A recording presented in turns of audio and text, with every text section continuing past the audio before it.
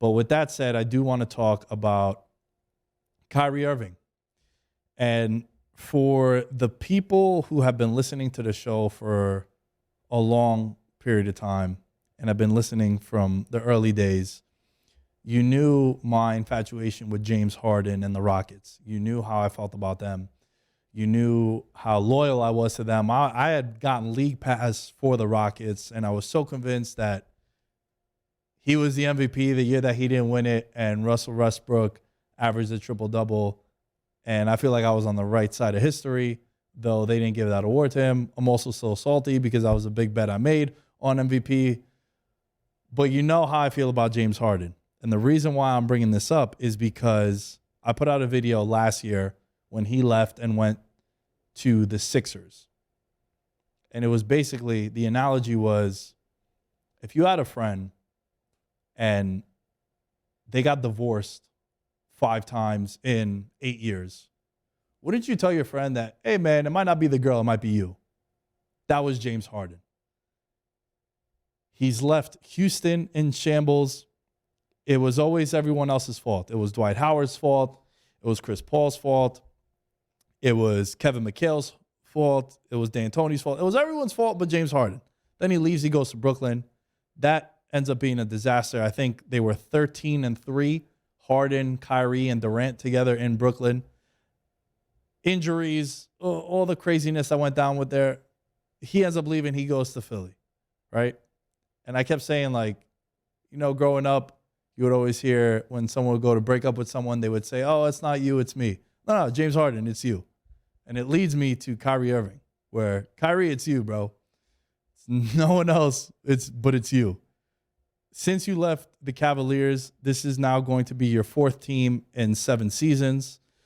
The Nets received Spencer Dinwiddie, Dorian Finney-Smith, a 2nd-round pick in 2027, a 2nd-round pick in 2029, and a 1st-round pick, the 1st-round pick unprotected in 2029, and the Mavericks received Kyrie Irving.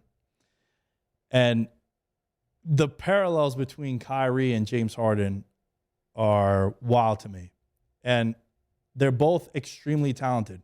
But at some point, you can only deal with someone's BS for so long.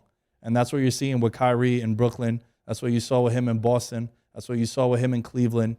Everywhere he's gone, it's been an issue. And I think based on what we've seen, it's going to be the same case in Dallas.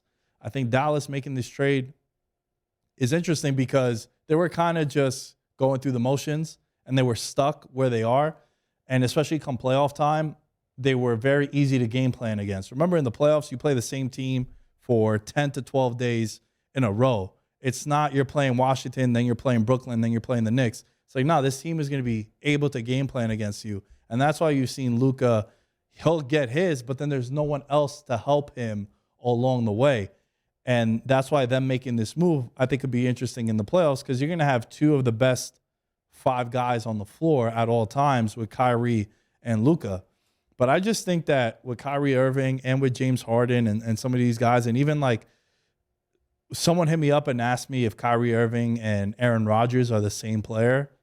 And to me, I say yes and no. And the reason why I say that is because at least Rodgers did all of this, and the toxicness around him has been in Green Bay only. But he's thrown a lot of people under the bus. Kyrie throws people under the bus. He always blames everyone else but himself. It's always the young rookie wide receivers that there's an issue with in Green Bay. It's never Aaron Rodgers. It's never Kyrie. It's always everyone else. And I think in the end of the day, you just got to look at it and say the same thing that I said about James Harden many years back where, bro, it's no one else but you. And it's going to fall on Kyrie again.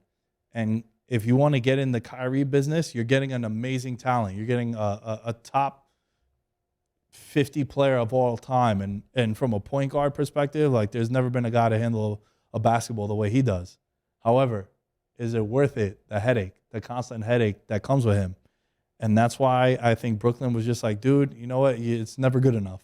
It's never good enough for you. Let's just try to get out of this, not get stuck in a 4-year, $190 million contract that is projected for him to sign wherever he signs in the offseason. If it happens to be with Dallas, then it's Dallas.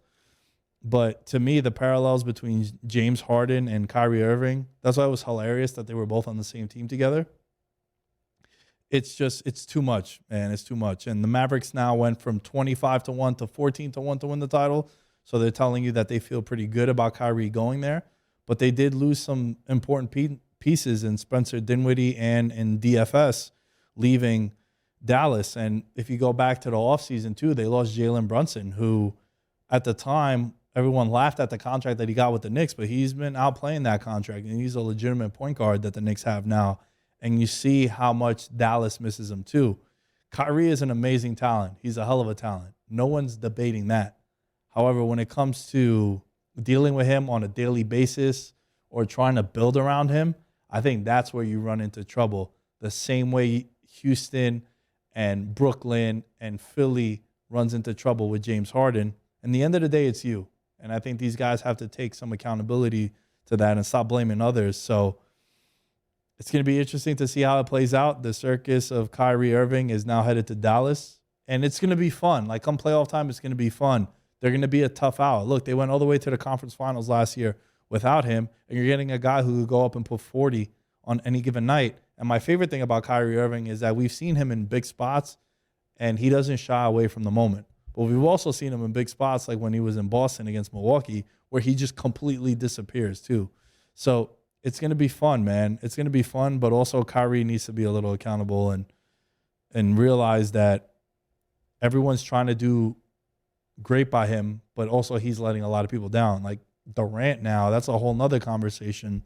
And I really want to get into the sports betting and the Super Bowl props, because I could go on and on about this NBA stuff going on with Durant and the Nets and Kyrie and all that. But yeah, man, I just wanted to take this time just to address the trade, because we are so heavy into football this week with football coming to an end. And again, this is the Super Bowl preview episode, props edition with Kenny Bets Big. But before we get right into that, Nick Chavez, Christopher Villazquez, Daniel Gibson, Derek Platees, Devin Rondon, Jordan Riley, Ben Kotzian, Thomas Robinson, Mike Wozniak, and Nick Crummich. Thank you all for your contributions to the Patreon. Support the show by going to patreon.com/veteransminimum. You'll be able to get every single bet that is made by me on a weekly basis, whether it's soccer, UFC, NBA, NFL. My whole Super Bowl props will be up there as well. And access to the Discord is free. Just hit the link in the bio below. All right, enough about that. Let's get to this episode with my guy, Kenny Bets Big.